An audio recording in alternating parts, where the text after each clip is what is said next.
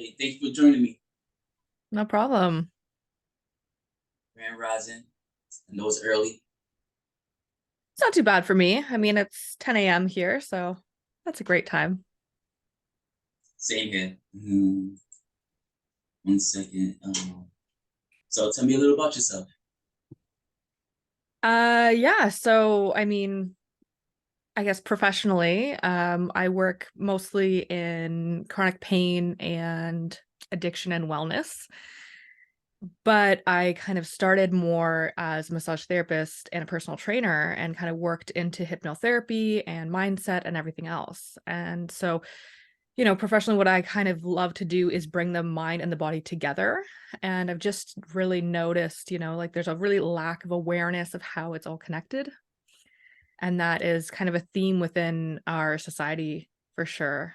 So that's kind of what my goal is just to help empower people to help themselves. Because at the end of the day, if you're always giving your power to somebody else to help you or heal you or save you, you're never really self-sufficient and you're always kind of just waiting for the next big thing and you're giving away your time and money like it's nothing.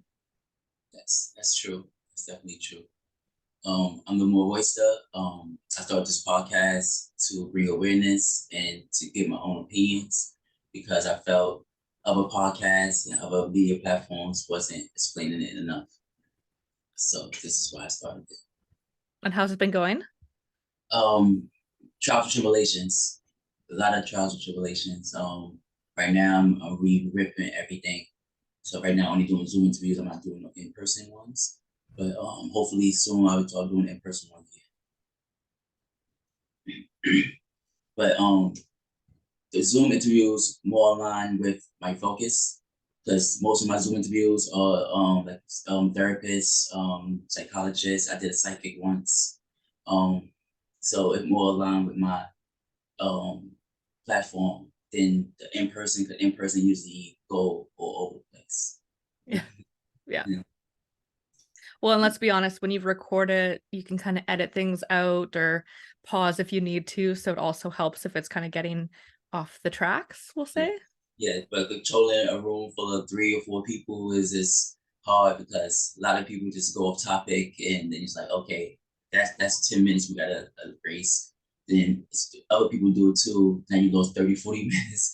So, it's just hard to control a room with 3, 4 people Mm-hmm. and keep them on Mm-hmm. track. All right, so let's get into this. All right. My first question for you is, how did you first become interested in the connection between identity and clinical pain, wellness, and mindset? That's a great question. I think that it was just as my practice developed, I really started to notice that identity was a core feature in how well or how poor somebody would do. Partly because what people don't understand, and I think the biggest misconception about identity is that identity is fluid. It's not set or defined. And it is not one singular thing that identifies you. There's pieces that go into your identity, but some of those pieces may never change. Some of those pieces definitely are going to change as you grow and change.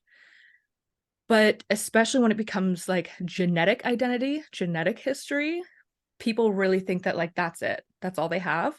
That's all they can do. And that's all they're ever going to be. And if that's your belief, it's really hard to get better. So chronic pain is a really kind of straightforward one in the sense of like, if you identify as somebody who has a disc herniation and you believe that that's it for you, like your disc herniation, so you're never going to get better, so you're always going to have pain, then why are we having this conversation, right? Yes. I don't know where would you like me to go from here if you've already identified that your identity is somebody who is in pain and cannot be cured. That's your identity. We're kind of stuck. Yes, I understand. So you said identity is fluid. Do you think that's like you said the identity they change, but like do that complies with bipolar? Because bipolar syndrome, like sometimes it go untreated, and you'll be a friend. You have a friend, and your friend be one way 1 second, and then the next second is another way. The next second is another way. Then they're not friends no more because you like this person switch up too fast. So I think there's a couple pieces in what you just said. One is the part of what you're bringing to that. Mhm. If you are uncomfortable with somebody switching too quickly, I would actually argue that that's something you also have to address in your own self, because maybe that part of them makes you feel uncomfortable because you didn't have safety somewhere in your life. And for you to engage in relationships, it's important for you to have somebody who's consistent and somebody who, always acts, responds, and behaves the same way. So in that part, I will say that's a little bit on you to kind of identify if that's the situation that makes you feel uncomfortable. The other part, though, I mean, with bipolar, and when I talk about identity, I mean the bigger picture of identity. I don't mean within a week, within a day, within a month. Your identity from when you were a child probably looks different than it is today. And that's, I think, what I mean by that fluidity is it's a bit more about, as things happen, you have experiences, you learn new things, you get new skills, then yeah, you're going to change. And so the identity of who I was as a child, 30 years ago looks different than me today. And some things do not look different. Some things are still the same, but there's some things that look different. And if you can embrace that versus making it a regret or something you're sad about, then I think you have more flexibility to kind of grow into even more of what you want versus getting stuck in what you don't have. All right. And my next question with the identity fluid thing, question topic, you said so identity also goes with gender dysphoria. How do you feel about that? I tried to So, get it out. I'm not oh asking yeah, you yeah.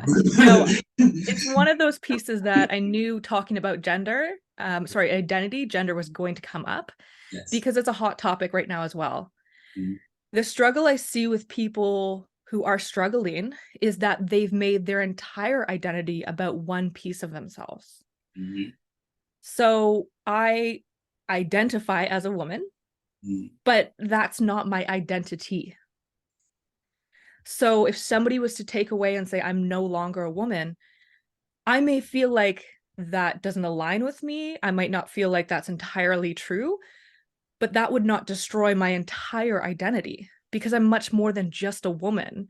I'm somebody who loves animals. I'm somebody who does massage. I'm somebody who has other goals, dreams, aspirations. I'm somebody who was born in a certain country. Like, there's so much more that makes up my identity than just one piece, which would be gender. And I think that when we fixate on one singular part, that's where we put ourselves in a dangerous situation. Because when you fixate on one singular part and somebody challenges that, you feel like your entire identity is challenged. And let's be honest, we see this in culture, we see this in religion.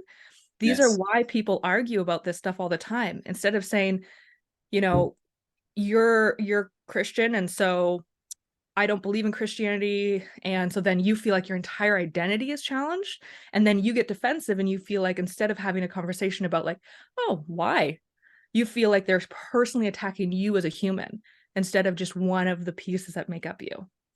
And of course, these conversations are also challenging because a lot of people don't have them with any kind of empathy, grace, kindness. It's very much, I want to prove you wrong instead of you think differently than me, and that's okay. Yes. And I think also when it comes to that conversation, where's your energy going? Like, are you trying to convince somebody to agree with you? If so, like, you're only going to get so far. Very So I well. think that that's the biggest issue when it comes to gender is regardless of all this stuff, like I have my own personal opinions, but my personal opinion is not always relevant unless somebody asks me what I think about their situation. And then I'd be happy to share because now they've asked me. Other Yes. than that, don't make your entire identity about one thing because you will get very disappointed when that thing is challenged. Yes. And I feel the same way. I don't notice it at all unless it's brought to my attention. And I even had encounters with friends where I'm talking to somebody because they have a friend that's in the community. They don't want to even involve themselves. I'm like, that person got nothing to do with that. That person just got a friend that's in the community. Like, who cares? But everybody got an opinion for some reason. And I don't understand why that society won't stop it. Why can we all just get along? Honestly, that's a great question. I think that's a question everybody could argue for a long time. I like to go back to I do some education, and especially in addictions, I like to do some education around different reasons it's hard to break out of addictions, and one of that is your subconscious part. When it comes to us, we're very primitive in the way our brain developed in a lot of ways, and it still kind of shows up like you're saying, why can't we all just get along? Mhm, I think a piece of that is people don't understand that we are constantly making us versus them definitions in our brain. I don't care how progressive you are, your brain is doing this naturally. mhm, So I use the example of like you go to somebody's house for a football game and you meet all these people. So your brain has identified everybody there is an us because we're all there for the football game. But maybe you're cheering for two different teams. So now your brain says, well, they're a them mhm, because they are cheering for somebody else. And these people are an us because they're cheering for the team I like. And then you can subdivide even further. Maybe that person has kids and you don't have kids. So now they're a them because they have kids, and other people who don't have kids is an us. mhm. The struggle becomes where you get so caught up in the us versus them that you miss the bigger picture of like, at the end of the day, we're all us because we're all humans. Yes, you're so right about that because I got kids, and when people that don't got kids voice their opinion about kids, I'm like, you don't have kids. Like, how can you give me your opinion? I got nieces and nephews though, and like, Yeah. but you're not raising them though. But I understand you got a point too. But you know, but you hit stuff on the nose. I like that.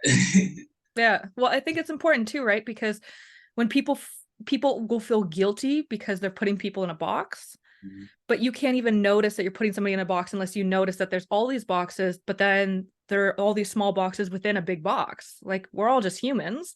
But yeah, you're right. We all have different characteristics and we relate on certain things and we don't relate on other things. And just because we don't relate on some things doesn't mean we don't have other things in common. But again, when you get fixated on that one thing, you create an environment inside yourself as a community that's so damaging, and you lose out on all these other boxes that could be, amazing. yes, you're so right about that. All right. Next question is, can you share a specific success story where help someone redefine their identity had a significant impact on their clinical pain and wellness journey? Yeah. Yeah, definitely. I mean, it's interesting because this shows up in most people I work with in some way. Again, I'm going to go back to chronic pain and addiction because those are big ones that so many people are struggling with. It's Mhm, so prevalent, but it's also a very almost easy one to identify with. So when it comes to addiction, one of the things I talk to my clients about is, when you see or hear or talk about people in active addiction, do you relate to them? Yes or no? And at the beginning of their journey, it's a yes, because that they're kind of breaking out of their patterns, their habits. They still kind of identify with those people who are still using or in the lifestyle or not working on their stuff. mhm, As they develop in their journey, they start to switch and realize like that's not me anymore. So when I do hypnotherapy, we often work through different aspects, some being some childhood memories and issues. Because again, a lot of this stuff does come back to being a child, not feeling seen, heard, important, whatever, safe. And when you can address that, then you can move on. And so what's really amazing is that you can go into somebody's story and they can see themselves. And I had a client who, you know, she had been through a lot. Like, I'm always amazed at the things that people can go through and come out from. It's just amazing. And so she had been in, many abusive relationships. And so she believed for a long time that that's all she was worth. And, there was no reason to be in a relationship where somebody wasn't beating her or assaulting her or hurting her, even verbally, because she wasn't worth that. And as we worked together, her identity, she felt she was worthless. And when we worked together, she started to finally, say things about herself like, I shouldn't be okay with that. And that seems like such a small statement, but when your whole life you've been okay with somebody treating you in a certain way, to identify that that's not right, that shouldn't be okay, was huge. And over our work together, she ended up leaving this person who I never recommend they leave somebody, because that's not up to me. I don't truly know what the relationship is like beyond what they tell me. And at the end of the day, there's always two sides to a story. But I always say, you know, do you feel happy? Do you feel important? Is this what you see yourself for your future? Is this what you'd want for somebody else?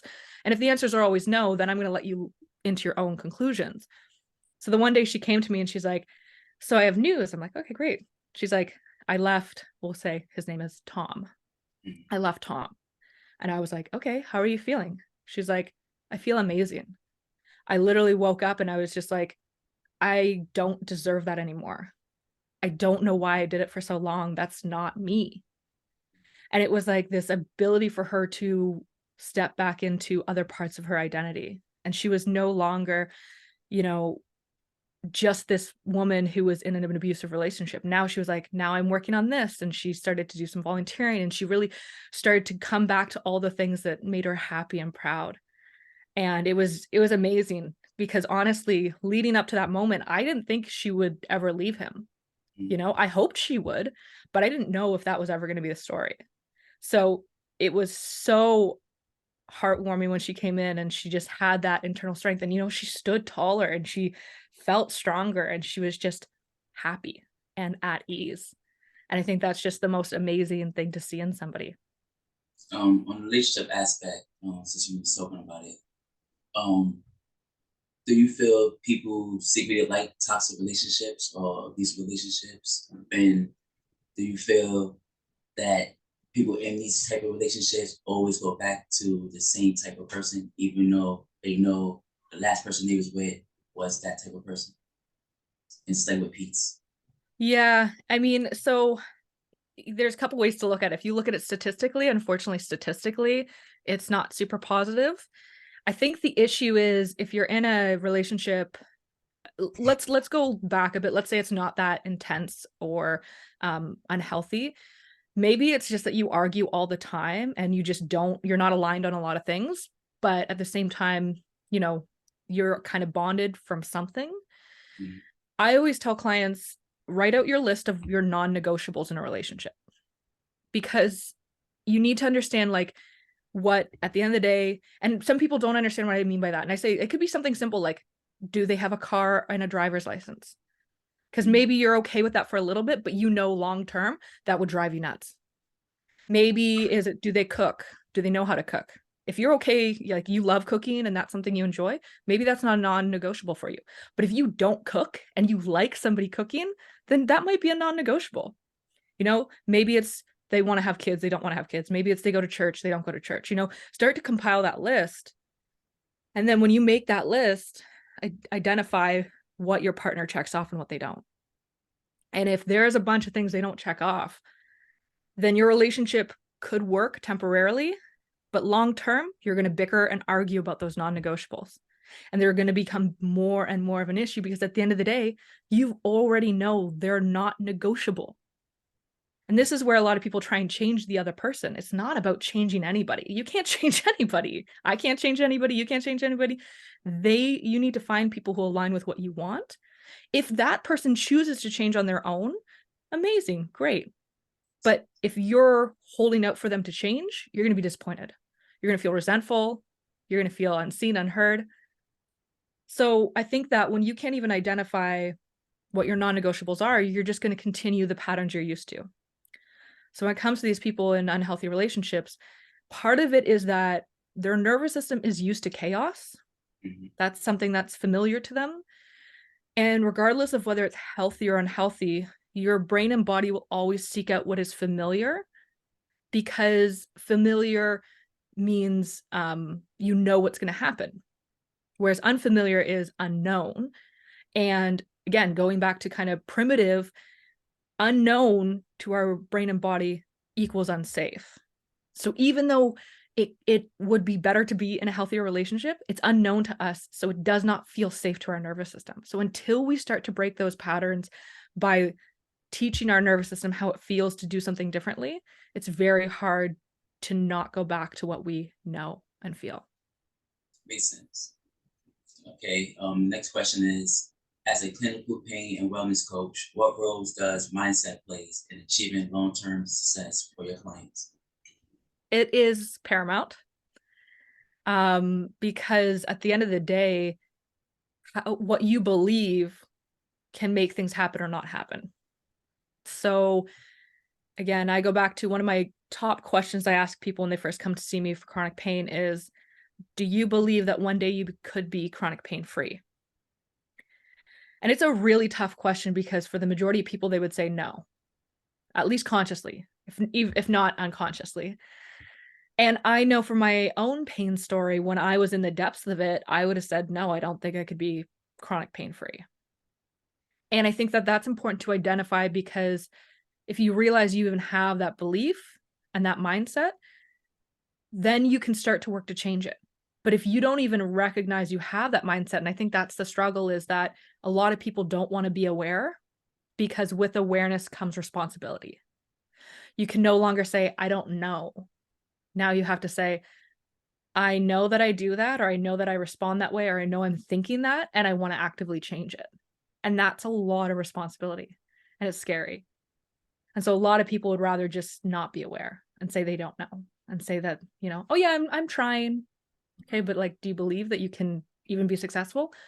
Well, okay, so probably not. Like if you're unsure, if it's not a definitive yes, then there's doubt. And if there's doubt that you're going to be successful, how do we overcome that? Mhm. There's a confirmation bias that our brain looks for. So whatever you believe, your brain is actively looking to support that idea. So a great example is you wake up in the morning, your alarm goes off late, you get out of bed, you stub your toe, you immediately think today is going to be shit. Your brain is now going to find all the reasons to confirm that idea. And so that's why you notice the person in the line in front of you getting coffee is taking forever. You notice, oh, there's a small stain on my shirt. You notice that like traffic is moving slower. You notice that your boss has a tone.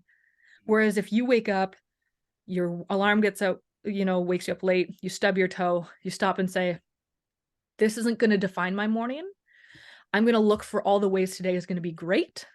All of a sudden you notice that person who smiled and was kind to you, that person that opened the door for you, how comfy and warm maybe your car seat was when you were driving, like little things that are going to reaffirm what you want to believe. So mindset is key to noticing the good and the bad. So it can help you, but it can hurt you just as much. What's your opinion on people that hate the work? Like how you were just saying, like, people focus on the bad, things instead of the good. So what's your opinions on that? People just, hate the work. I mean, here's the thing is the more you look for evil, the more you Mhm. look for bad, the more you'll find it. Mhm. And like I said, I've met people because people have shit stories sometimes. Like some people's stories are absolutely terrible. The things Mhm. that happened to them were terrible. The things they had to go through were terrible. Mhm. But that moment doesn't have to define your entire life. That Yes. moment doesn't have to define your entire reality. So I'll use a really like simple, it's not super traumatic for me, but I was adopted when I was 2.5 and I came to Canada. So when I was from 0 to 2.5, I lived in Russia.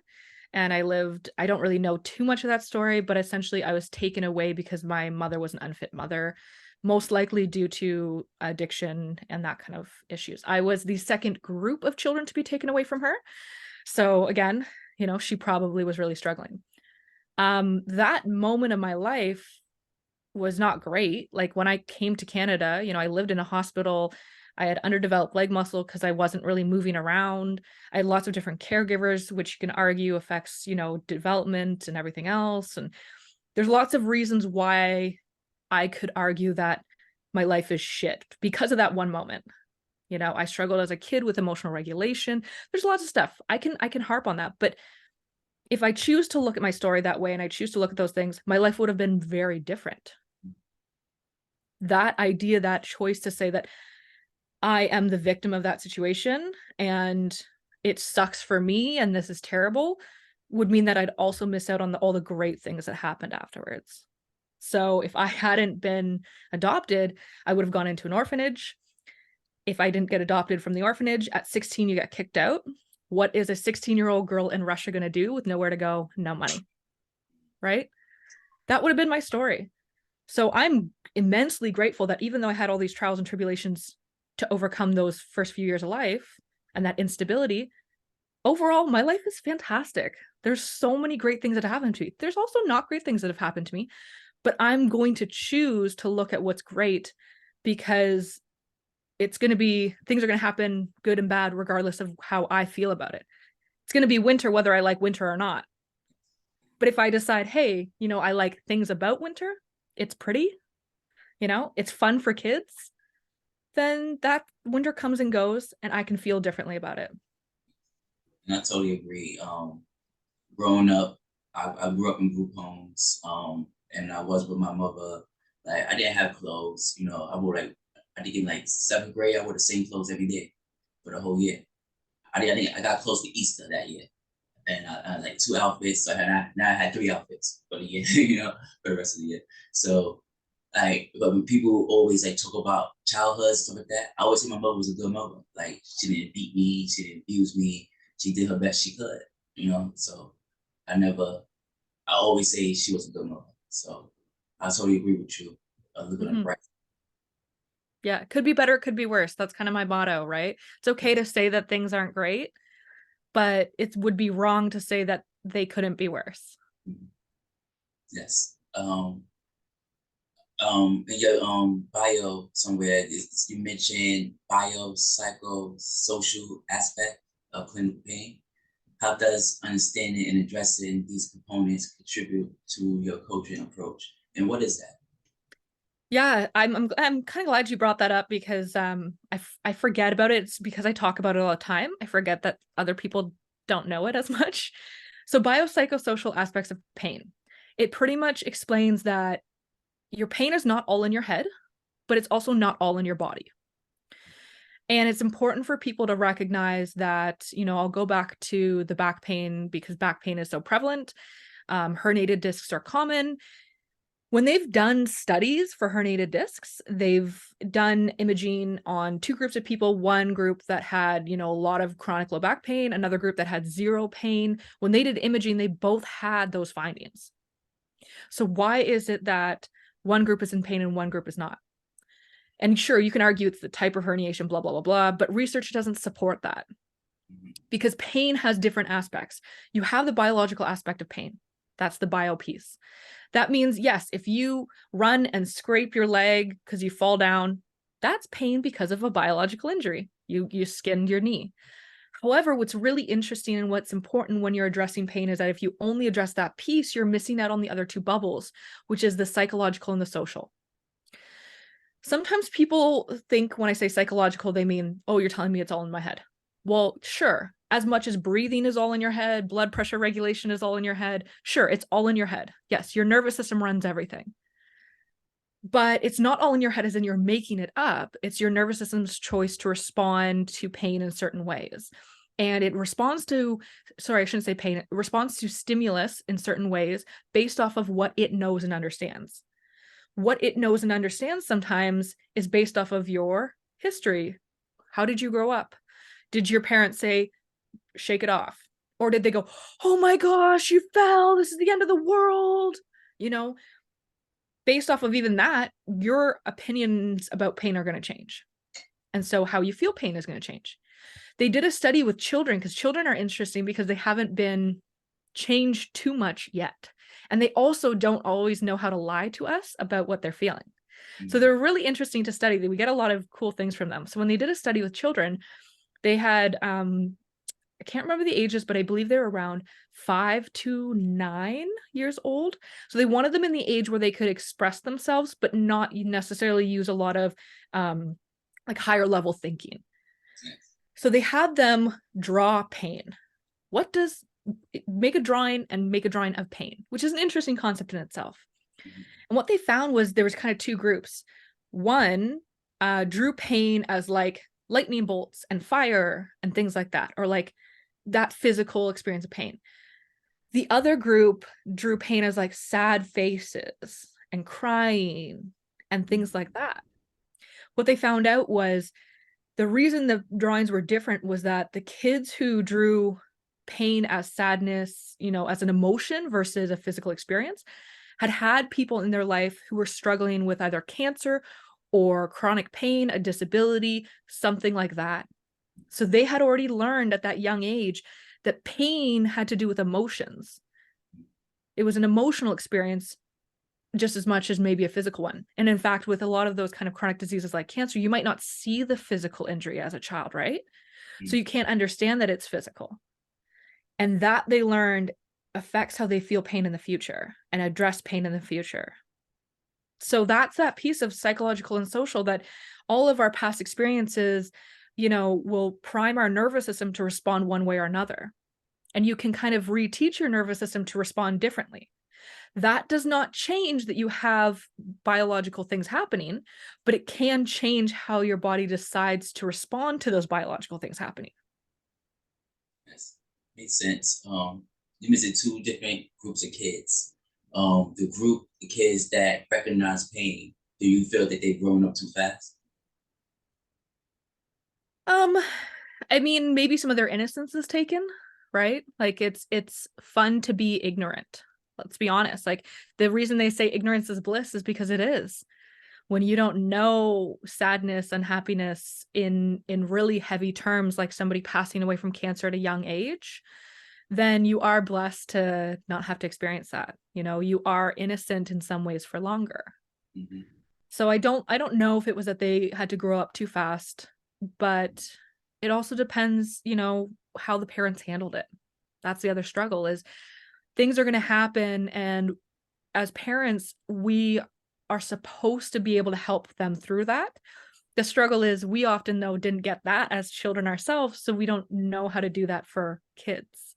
Mm-hmm. I have a friend who has been, it's technically her stepdaughter, but she has been taking care of this child for 10 years now, and it really is her daughter. And they go to counseling to be for parents, like parenting counseling, because their daughter has gone through a lot of trauma early on. And it is so commendable to me because they both, obviously everyone brings their own trauma to the relationship, but instead of like letting what they thought they knew about parenting define what they were going to do with this child, they went to somebody else and they're saying like, okay, she's doing this, how are we supposed to respond, what should we be doing? And it has helped them really grow her, and this child now, you could tell, feels secure and comfortable and safe.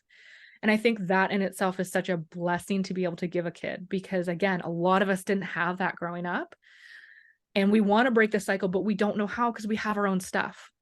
Yes. And that's why, going to counseling, even if it's parenting counseling, can be so amazing for that child. So when you do have to say, like your auntie is dying, you can explain it and have a conversation where they don't feel helpless, hopeless, or that is something to be even very scared of. Because some people develop a lot of, I don't want to say irrational fears, but fears based off of experiences they've had that can really affect them in the future. Yes. The story you just told, that was like very caring parent with a child, and that's like usually you feel safe around your parent. But what you feel with strangers are trying to help somebody, but it come off wrong. And to give you an example, um, I worked with someone, and I was just very, nice to them, very nice to them. Like one time she lost a charger. I was left a charger. I cashed out for $30 to get a new charger because I wasn't able to provide her charger, and she had a job to do. Um, she was new to New York, and it's her first time in New York, and um, she didn't know how to get to the Jersey train, PATH train. So I rode the train with her. We missed the World Trade Center stop, so we go to the 34th Street stop. So we go to that train station. I said, this train station takes you straight past, and then you got to get off and get another train, and it takes you down to Newark. And she's like, I don't understand this and that. I said, I will escort you, So like, we recorded late. It's like 3 o'clock in the morning. It's very, very late. By the time we got to Jersey, it was like 4 o'clock in the morning. Put on a bus, left. She was uncomfortable with that. And she never expressed that she was uncomfortable. She never said, "Look, I don't want you." She said, "Okay, this and that." But later on, and like even I explained to her, it was just me escorting you because of that. It's still she wouldn't let it go. So we have to part ways because like if you feel uncomfortable around me, don't come around me. That's how I really felt. So I'm like, don't come back no more.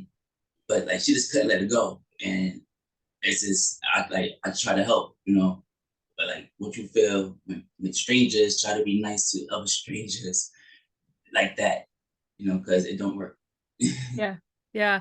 And I think that the struggle with our society is you have to take responsibility for how you feel.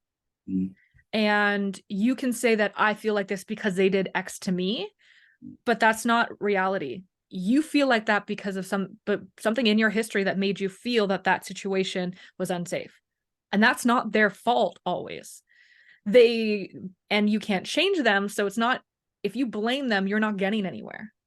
So in this scenario, like my response would be she needs to reflect on why she feels uncomfortable. A, clear is kind. Clear is kind. If you're uncomfortable, say, hey, I'm not comfortable with that. And sometimes, if it's with somebody you feel safe with, you can say, I don't know why I'm uncomfortable with this and I'm working through it. And that's a really kind thing to say because then the person understands that like they're not necessarily doing something wrong, but something needs to change. And again, it's taking responsibility that it's your stuff that you're bringing to the table. Interestingly enough, even for yourself, this experience has probably sat with you because of your own stuff, you yeah. know. Maybe not want to be nice to people no more. Well, and even or you don't want to be seen in a certain light, That right? too.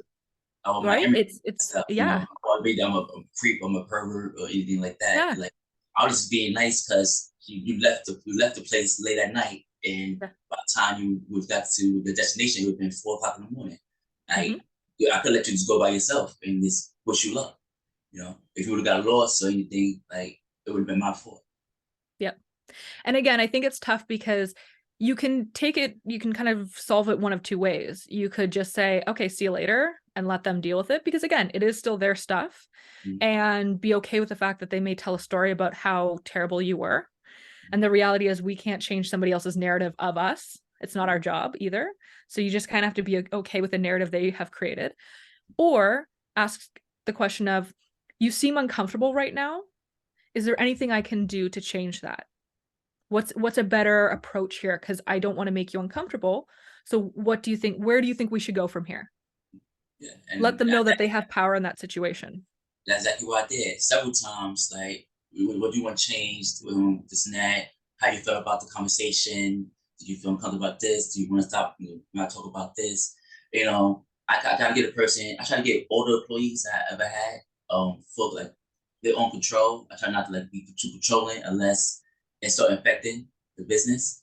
And like one person told me, it's not fun no more. I run it too much like a business. It is a business. Like it's not supposed to be fun. You have to have fun while you do it, but you Yeah. know, only thing to change is you open your mouth and say, look, you being a little too you a little too hands on this and that. We'll work harder on our aspects, but you don't have to like babysit us. Cool, no Yeah. problem. But Yeah. instead, you like it's not fun no more. It's like Yeah. it's a business. Like I Well, gotta run it. yeah. And you know what? One of my favorite responses I use now for communication, because I realized sometimes, when you're communicating with people, you can argue and each of you thinks you're right. And the reality is neither of you are wrong. It's just that you don't understand what each other is saying. So if somebody was to come to me and say like, this isn't fun anymore, sometimes my response is, okay, what does it being fun look like to you? Because maybe all they're actually trying to say is, I don't like this one aspect, right? But they don't know how to articulate that. To them, it just feels like that's what's taking the fun away. And then when you ask it in that sense of like, okay, what does fun look like to you? Then it opens up the communication for you guys to actually have a really good chat about whether their expectations are realistic or not. Yes. So, and that's the challenging part too when it comes to business is sometimes what you want as an employee or working for somebody is not going to be realistic. Yes. And we've seen that a little bit during COVID. Mhm. Hiring and everything else changed a lot. And it became sometimes very unrealistic what people wanted. And we forgot that, like, yes, we want to work with you, but at the same time, there's certain things that like aren't going to work. So if it's a do or die for you that you're able to work from home, 5 days a week, but it doesn't work for my business, then it's better to be clear and kind about that and say, if that's what you need, I'm not going to be able to provide you that. And I don't want you to feel resentful later if that's what you need. Thank you for that. I appreciate that advice. Let's get back on topic. Um, in your experience working with various organizations, including addiction treatment centers and indigenous reserves, what unique challenges and opportunities arise when addressing clinical pain and wellness? Part of it definitely is the history, like the history that's sitting there. And it's interesting because the treatment center I work at, there's so many different people who come through the doors. So it's not just, some people were homeless last week. Some people were veterans. Some people are Indigenous, and some people are ultra wealthy people. Mm. So it's really interesting because it's a cool environment where they're all able to interact with each other in ways they would never do outside of here. And so when working with pain, when it comes to addictions, it's very challenging because there's this belief that in order for me to be out of pain, I need X. I need, even if it's Advil, or I need oxycodone, or I need the methadone, or I need the whatever it is. Otherwise, I can't manage my pain. And that belief in itself is very hard to change, even though, I really try and educate them on what the research says about prolonged opioid use. It actually shows that it amps up your nervous system and creates your ability to create pain increases. So you need less stimulus for your body to create more pain. So it actually does, long-term use of opioids does the opposite of what they should be doing, which is also why you feel like you need to take more and more and more, right? Yes. And that's a hard thing because the fear of being in pain stops them from wanting to take steps to reduce their pain.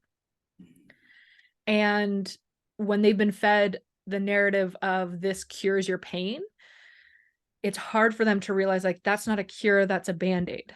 Mm. So I really try and educate them on a bit of the science behind it, because at the end of the day, I'm just a person, and they could just say she doesn't know what she's talking about. Right. So I try and give them a little bit of the research to say, hey, this is why I'm saying this. Like, I'm not saying this because, I'm just against opioids. That's not the point. I think everything has a purpose. But if you're not asking questions as to why, or my big question to them is, how is this important in your treatment plan? How do you get off of this? How do you cure your pain? Oh, I'm not curing my pain. I'm just not having pain. Okay, well, and you see the struggle there? Like, but we need you to cure your pain. That's the goal, isn't it? Oh, well, my pain can't be cured. Okay, well, there it is. Yeah. I had to work with someone, and they injured their shoulder, and when they injured their shoulder, they was given oxycontin, level tens, I think it was. Um, so we got the oxycontin, and he was taking the oxycontin, and then next thing you know, he started having panic attacks. So to this day, he swear he having panic attacks. He swear it's because of the oxycontin. And I tell him it's in his head all the time. Like, it's in your head. Don't claim it. But like, he can't go on the train. He go on the train with a paper bag, and like, he blames the drugs. Mm-hmm. And I mean, again, because of working in chronic pain, I try not to use the word "it's all in your head," but I would say it's his nervous system. So anxiety is a learned response in your nervous system.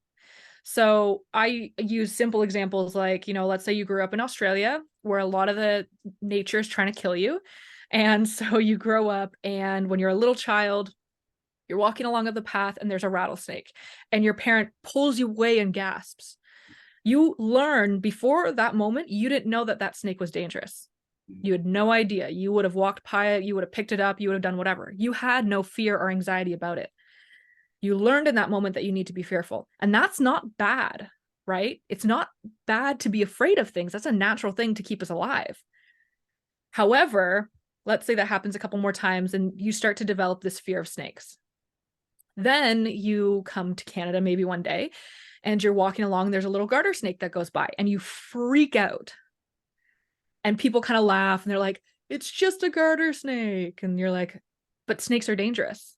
Mm. Your response to that situation wasn't wrong, but it was miscalculated. And that's what happens with anxiety, is that it's miscalculated to the situation. At one point, maybe that stimulus, that situation was a reason to feel afraid and to go into that fight or flight mode, but now it's not, but you're still having the same response. And so when you can affect the nervous system and teach the nervous system that you're not needing to respond this way this time. Yes, this reminds you of a different situation, but it's a different situation. It's actually not connected. Mm-hmm. And that's how you start to change the nervous system. But it takes a lot of intentional effort. It also takes you feeling uncomfortable temporarily. Mm-hmm. And we are not good at feeling uncomfortable. Yes. In fact, if you look at society, everything is designed to never have to make us feel uncomfortable. Mm-hmm. Yes. Right? Comfier beds, all the heating, food, abundance, like all of this stuff, we never have to feel uncomfortable. That's what society is trying to teach us. But that goes against the fact that many things in life are going to make us feel uncomfortable. And instead of thinking that's a bad thing, you have to learn how to be uncomfortable and be okay with it as long as you're safe. That's what when you start finding the podcast Uncomfortable Truths, because like you said, everyday part of life is very uncomfortable.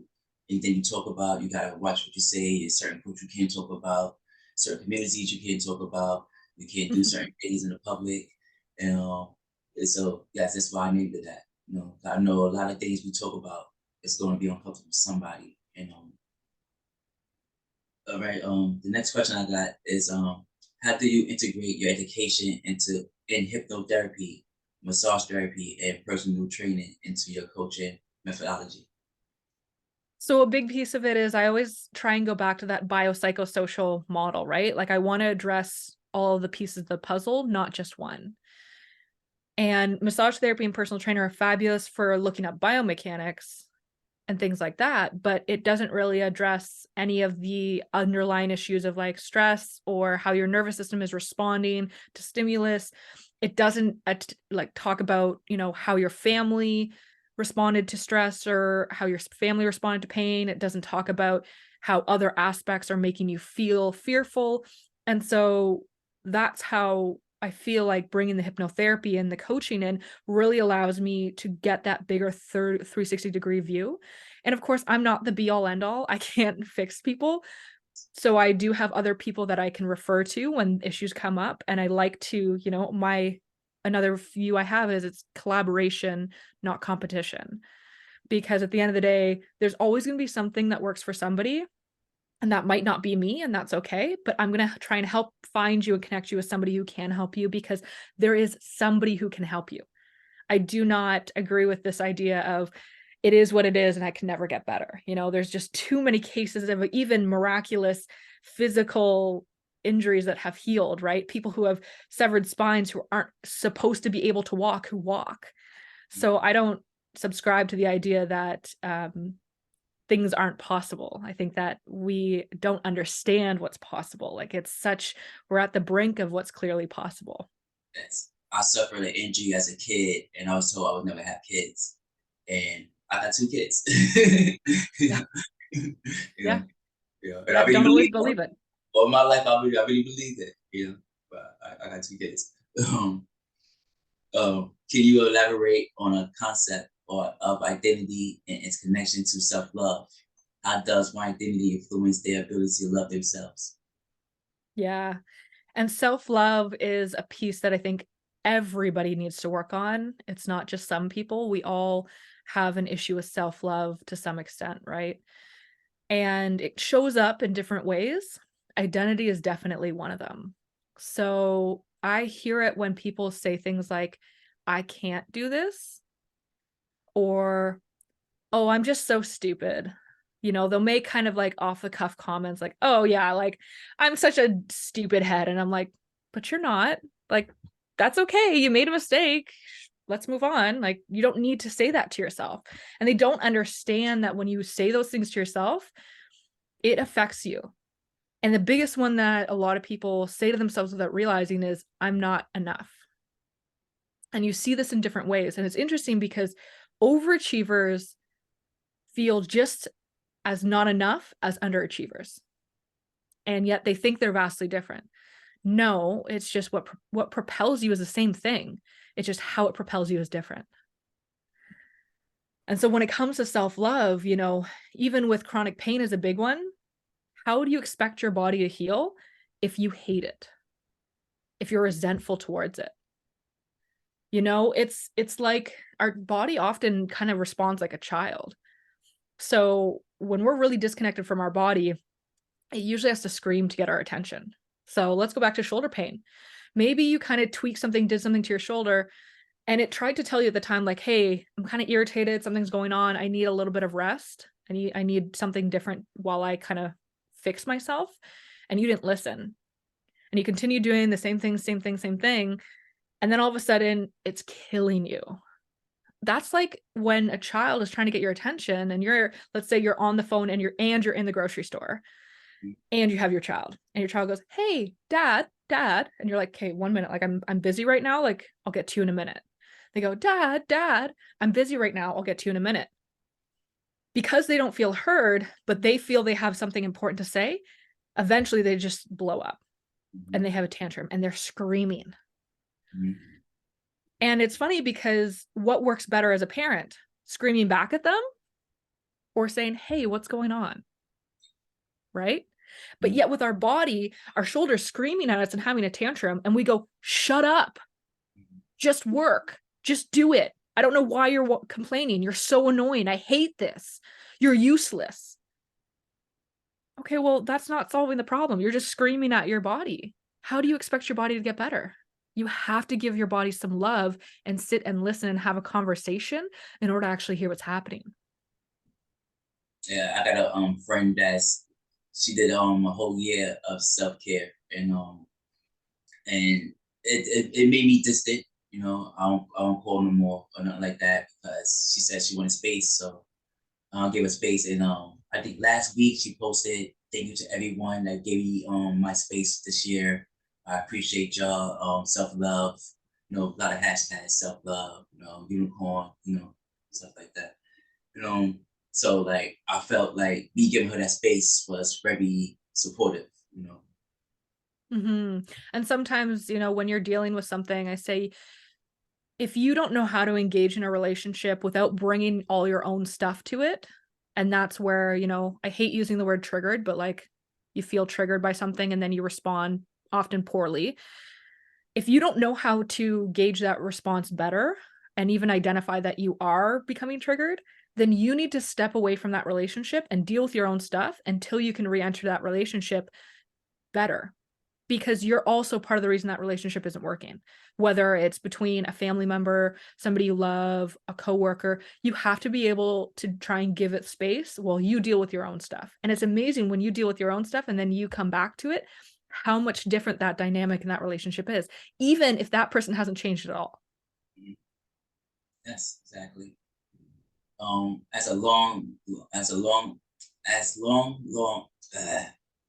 a lifelong learning, how do you stay updated in the latest development in clinical pain management and wellness strategies?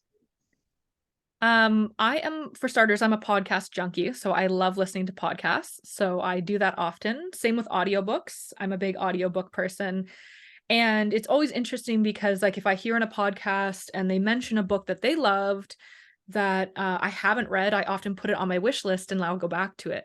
And I think when you can kind of start to, I don't just do research on chronic pain, because if all I did that, then all the research is just going to talk about the tests regarding, spinal imaging and, this injection and that pill and whatever.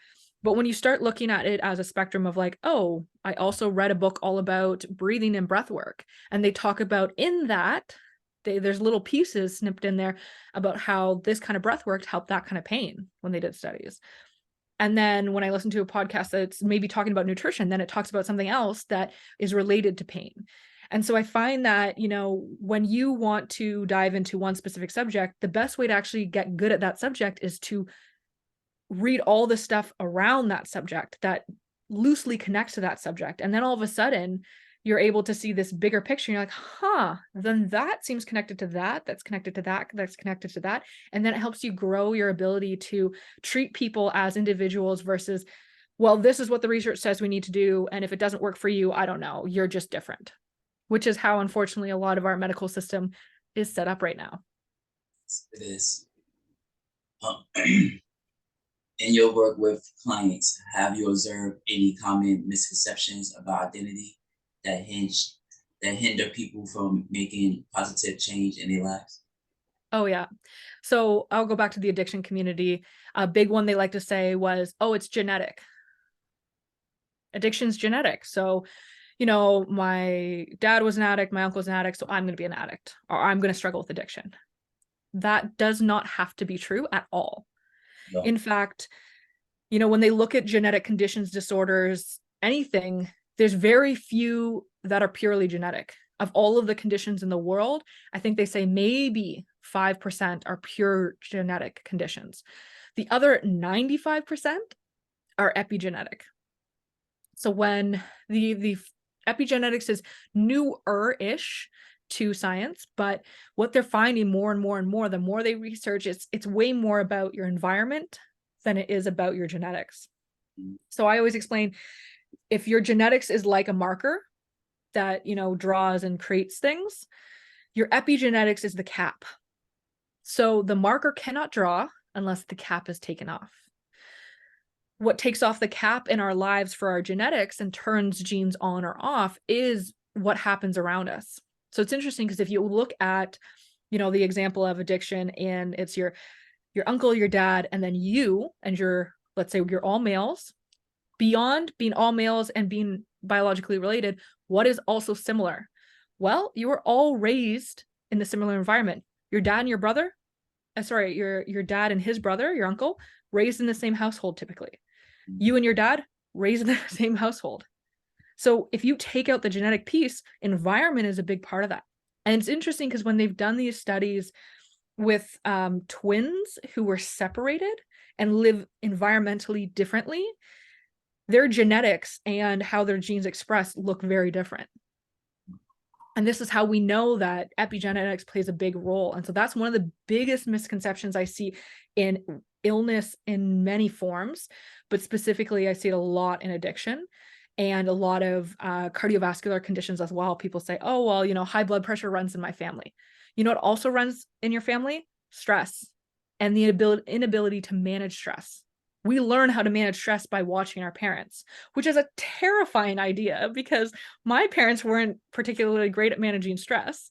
So when I heard that, I was like, okay, so I need to learn some new things because I don't want to manage stress the way they did. Can you explain epigenetics to the viewers? So epigenetics, like I said, so the marker is your gene. So your genes, they can code for different things, often proteins, if we get really sciencey here. So people, could be healthy and then a gene turns on and starts creating these proteins that create other issues. So let's say cancer, for instance. You could have the gene for breast cancer. That does not mean you get breast cancer. Whether you get breast cancer or not is whether it's turned on or not. And it gets recorded and creates those proteins, and those proteins, create other things.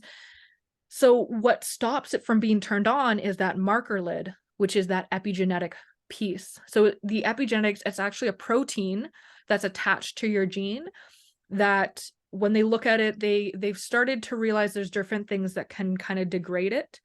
Interestingly enough, this is partly to do with like chronic autoimmune conditions.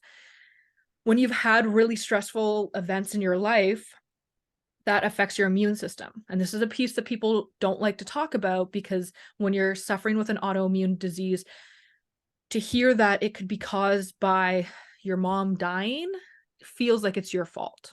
It's not, but that's what it feels like when you hear that information. However, what happens in your body when you have a really traumatic or stressful event, that affects how your immune system functions. And sometimes what they've noticed is those proteins can be degraded or pulled away to help with other things. And that turns that gene on, because now that protein isn't closing the marker. So that marker can now write and create things. Thank you for that. What advice do you have for someone struggling with clinical pain and feeling trapped by their current identity? My biggest thing is I want them to sit and visualize what their life would look like if they didn't have pain, and make it really clear. Because what's interesting is visualization, it's not a woohoo thing. There's a lot of science in this, and it actually affects how your brain functions. And what's interesting is when it comes to visualization, it should be something that you enjoy doing. It shouldn't be a chore. If it's a chore, then you're not really looking to change your situation, right? Because it's no different than when we visualize, what if I won the $40 million jackpot, right? Like that's fun to sit with your friends and be like, oh, like maybe I'd move here, maybe I'd buy this, maybe I'd pay off this. That's exciting. So looking at your future life should also be exciting. And if you can't look at your future life and you can't even envision what a future life would look like, you got to stop and ask yourself why. Your imagination is incredibly powerful. So play into that.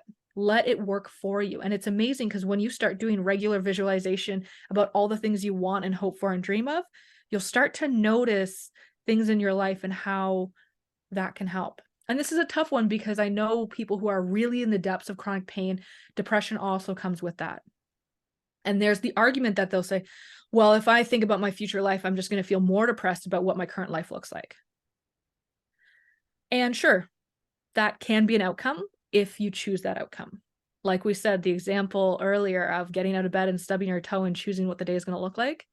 If your intention is just to contrast how good your life could be and how shit it is now, well, yeah, then that's what it's going to look like. It's no different than me saying, I would be so happy if I won the $40 million jackpot. And until I do, I'm going to be miserable and my life sucks. Is that an accurate representation? People be like, no, that's really silly. Like there's so many other great things in your life. True, but I've decided that I can only be happy if I get this. And because I believe that is unattainable, I am now going to be miserable for the rest of my life. Very well said. I hope somebody could take something from that, and help someone. You've been featured on various podcasts and news articles. All the common themes or questions that come up in these discussions about clinical pain, mindset, and identity? I think the biggest theme that I get or questions I get is, can you actually cure chronic pain? Like, does it actually work just to change your mindset? And yes and no, it depends on the pain. What's amazing is that depending on your circumstance, and like I always do obviously an intake before I agree to take somebody on, because I need to understand what your story is and I need to understand if we're going to be a good mesh before I say, sure, I'll try and help you. But what's interesting is there's a lot of cases where changing their mindset drastically changed the quality of their chronic pain. It doesn't always take it away. But if we go back to that shoulder injury, I see a lot of shoulder injuries where they can only lift their arm about here. So to get their arm lifting here, that is a huge improvement on their quality of life. So if changing your mindset and like, let's say doing a few affirmations every morning allows you to move your shoulder from here to here, why not? It's a low risk, high reward treatment. That's what I love about a lot of this work is it doesn't have the risks of taking medication, having surgery, even exercise, because exercise is low risk as it is, it still has technically a risk. Being positive in your mindset has very, very little risk, but it has a huge reward.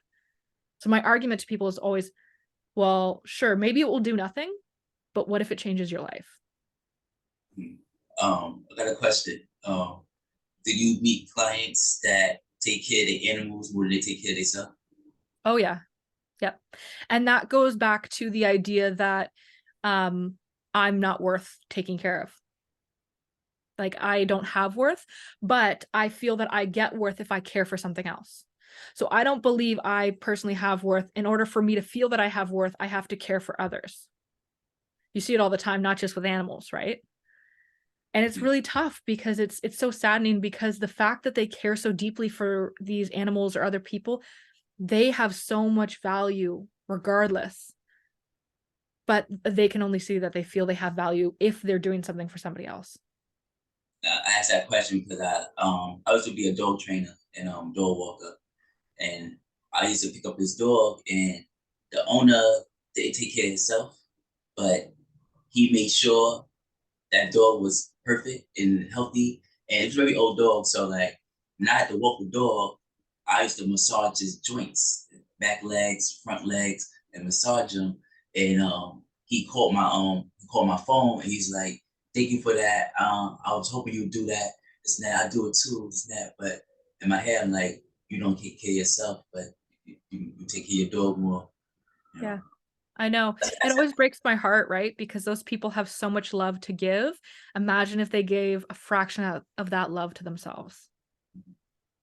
Yes. How do you approach educating clients on the symbiotic relationship between science, biology, and behavior in the context of clinical pain and wellness? So it depends on the client, because there's kind of those two types of clients. If I really generalize people, there's the touchy-feely client, and then there's the science-based client. And how they operate is different, right? And what they need to hear to help them heal is different. I used to be much more the science-based. Now I try and mix my way between the two. So for my science-based clients, I actually do one of my educations is breathing for back pain, neck pain, and digestion. So I explain how breathing patterns and the way you breathe and everything like that, how it has a direct correlation between the biomechanics in your body, and it affects back pain, neck pain, and digestion. And I do it this way because I want them to understand that they've heard that if you breathe better, you feel better and this and that. And they're like, yeah, yeah, I'll get to it. But it doesn't feel important to them yet. However, often when I explain it in these terms of like, well, these are how when you breathe better, this is how it affects your rib cage, how it affects your diaphragm. When your diaphragm moves better, this is how it affects this one nerve that actually affects this. All of a sudden they're like, I guess I should take my breathing more seriously. Like it seems like there's a bit more of a purpose now. So even though people have been saying for years that they need to work on their breathing and will make them feel better, until they're explained sometimes in those concrete terms and how it all kind of connects together, they don't necessarily understand. Do you feel people when you take advice from certain people and don't take advice from other people? Oh, for sure. I mean, I mouth tape at night, and I've been doing it for about 2 years.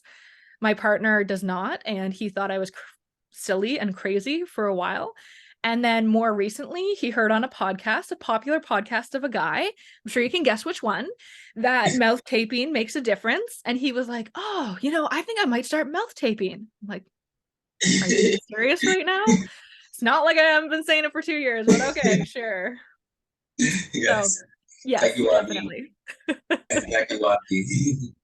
Yeah. In addition, in addition to your professional work, you are involved in volunteering and serving on the board of directors for the Muskoka Lake Chambers in Commerce. How does this community involvement influence your coaching philosophy? I am on the board, and part of the reason I wanted to do that was because at the end of the day, I think I want to go back to that idea of collaboration over competition. With any community, like imagine how much stronger we all are when we're not competing for resources, clients, whatever it might be, and instead we're collaborating together to give a better quality of service, life, whatever it might be for all of those people. So I find that the Chamber of Commerce can really help with doing that in ways of like connecting small businesses together, which I think is always great. As a small business owner myself, sometimes it can be challenging to get out there, and sometimes you're just tired, and sometimes you don't know where to look.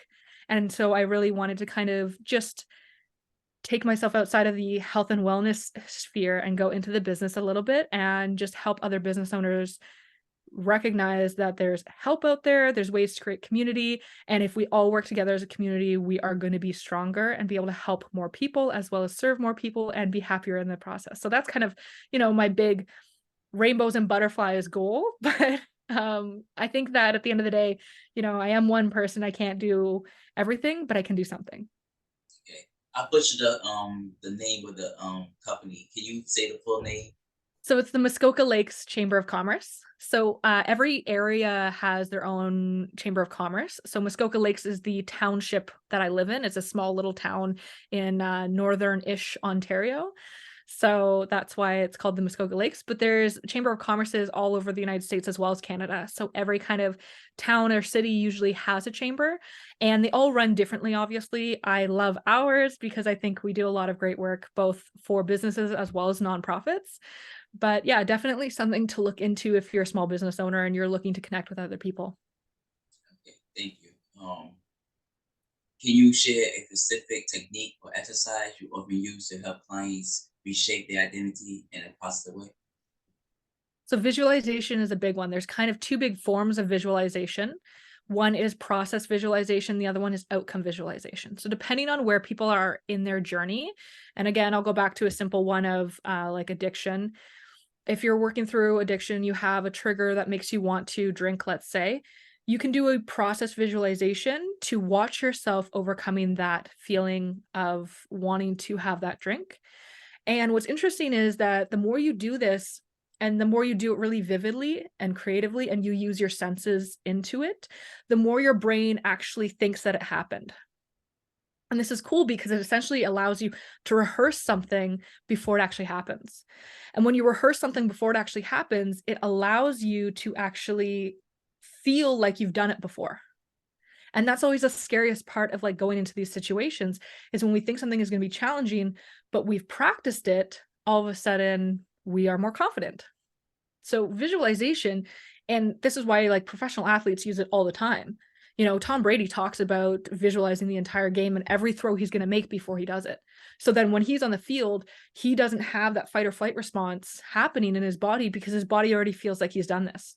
It's more trained.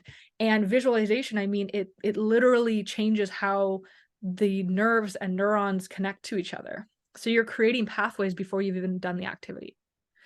And then there's outcome visualization where you're visualizing yourself, you know, maybe if you're running a race, instead of watching yourself run the entire race, you're focusing on the end piece where you cross over and you step into that part of you. You know, I do this a lot with mirror activities or, you know, climbing up a hill visualizations where you're letting go of all the things that have limited you before and you're stepping into the person you want to be. You visualize who that is, what they look like, how they feel, what they're wearing, all of the things, and you step into being them. So that's more of the outcome visualization. I was in the shelter a couple years ago, and there was a guy. He's a very fluent reader, and he had a book that he let me borrow, and I can't remember the book. I tried looking for that book. I tried like going to Google, putting like keywords in, and like but I could never find that book again. But basically the book was about basically if you if you're mad at something, you get something, bad memories, you will visualize it in your head and then you will fold it like a piece of paper and you'll keep folding it until it disappear. And you just keep doing that until you just, forget about it entirely or just, just don't think about it as much as you used to. And that's what made me think about it when you talk about visualization. Yeah, and there's lots of different ways to do visualization and little things. And it's funny because when people are like, "Oh, well, like I don't know how to visualize," I'm like, "You do it all the time. Are you kidding me? Like, you know, when you hate your coworker Karen and it's her birthday and you have to go into work, you're in the shower in the morning thinking and visualizing what that day is going to look like, and you're visualizing having to sing happy birthday to Karen even though you hate her, right? So don't you can't tell me you don't know how to visualize. Everybody's doing it all the time. We're just visualizing the wrong stuff. So imagine if you took that energy that you're putting into visualizing terrible stuff and you start to visualize happy stuff, you know, like how powerful and transformational that can be. And it doesn't, again, it shouldn't feel like a chore. It should be exciting to think about like how great things could be. Okay. Thank you for that. Let me see. We talked about that a little bit already. Given your diverse experience, how do you tailor your coaching approach for different environments, such as private schools, addiction reserves, or additional treatment centers? Addiction treatment centers. Yeah, I think that my coaching style doesn't change too much based off of who I'm talking with. I think that taking some cultural understanding helps, right? Because for some people, what I'm going to say one way may not resonate with them because they have different beliefs or understandings. So that's also where sometimes asking questions makes a big difference, right? So when it comes to thinking even of a higher power, it could be God, it could be Buddha, it could be, glip glop, whatever. It doesn't really matter.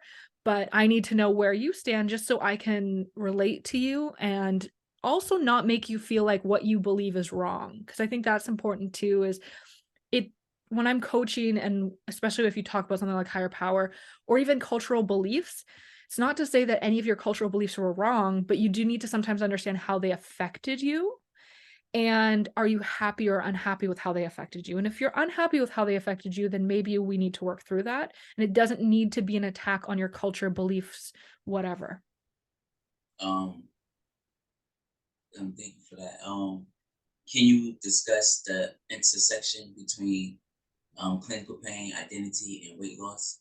How do these factors interact in your coaching practice? Yeah, so it's interesting. Weight loss is a very fascinating subject, and it goes back to a lot of things we've already touched on. One being the ability to love ourselves, but it also is really tied into chronic pain for many reasons.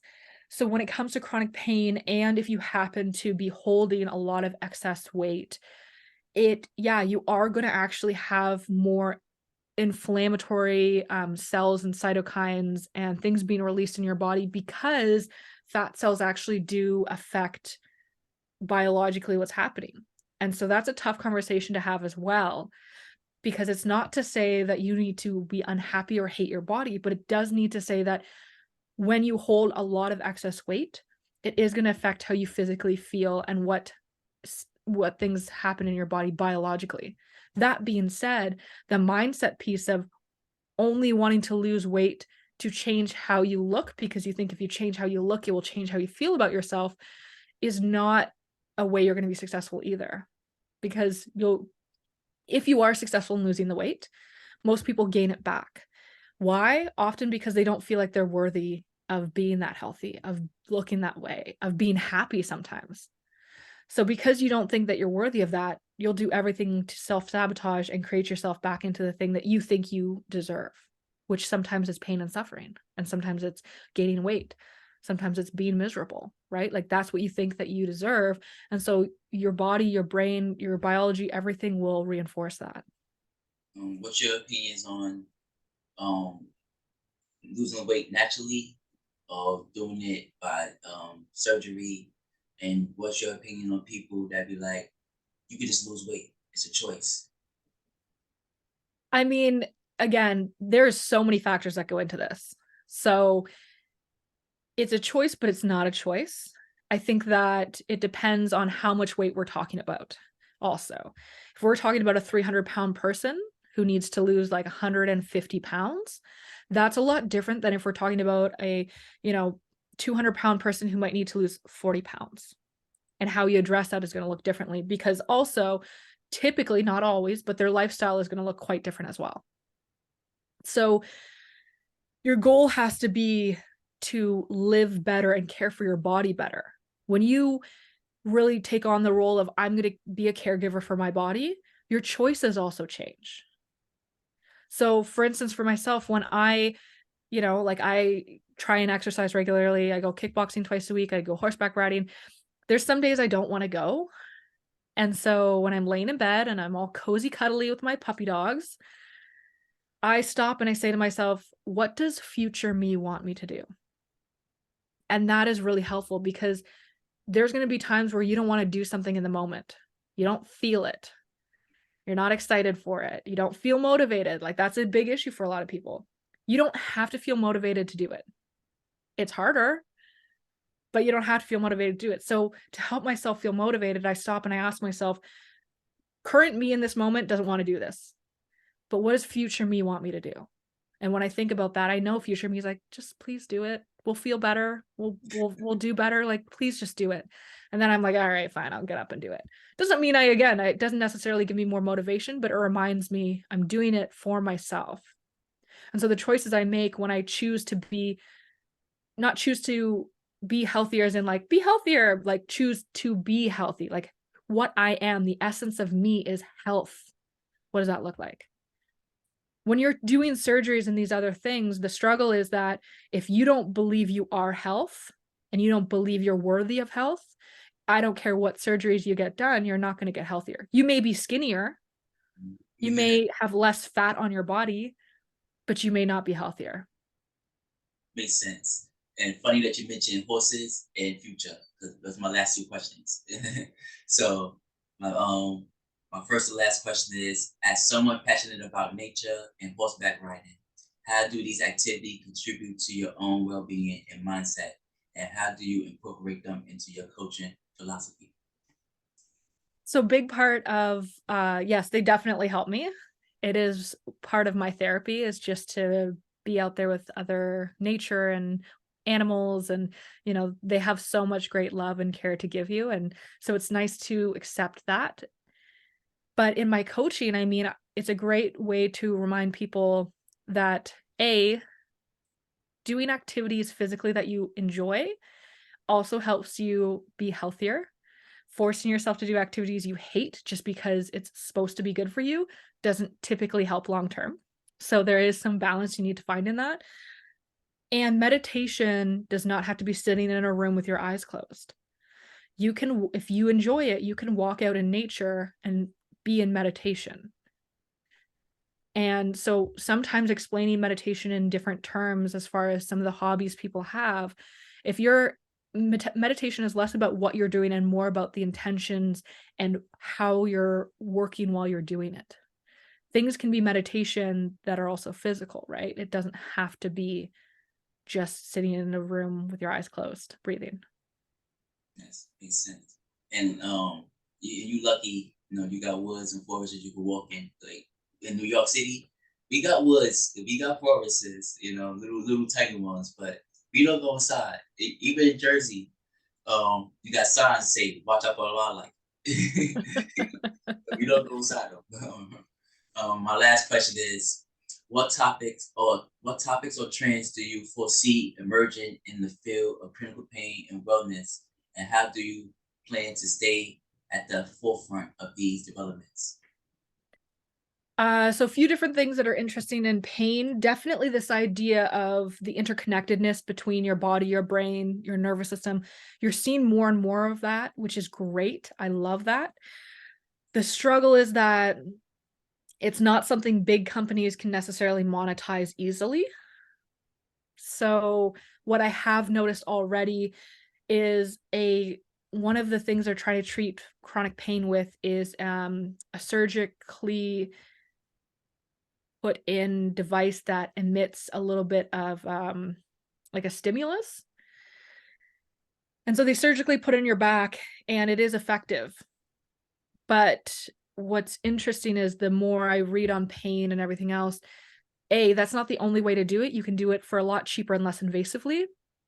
But it's the way that bigger companies, these medicinal companies, are choosing to monetize the idea that if you distract the nervous system from a stimulus, it will reduce the amount of pain somebody's in. But again, if you take that idea and you put it in a different context, you can do that without surgery. Not to say that having the surgery is bad. I just hope that people will question things before they do them. I think that the chronic pain industry, the struggle we have is that people come to providers in desperation. And when they come in desperation, they will do anything to get out of that. And sometimes those choices have really big ramifications. And that's what we really saw with the opioid crisis. And I don't see that getting better, with the addiction world and everything else. Unfortunately, we're not talking enough about that anything can be addictive. It doesn't just have to be something that has known addictive qualities like an opioid. Other medications can also become addictive. Just as the argument, when me and my partner first met, he tried to tell me that weed wasn't addictive. And I was like, I disagree. It can be addictive. Doesn't have to be, right? So yeah, I see that as a trend. I think that unfortunately, until people really look at what is making them stick, they won't get better. And that's the biggest thing we're up against right now is people want the quick fix instead of the long-term solution. Yeah, I was gonna ask that question later earlier. How you felt about weed and all that? I just didn't do it.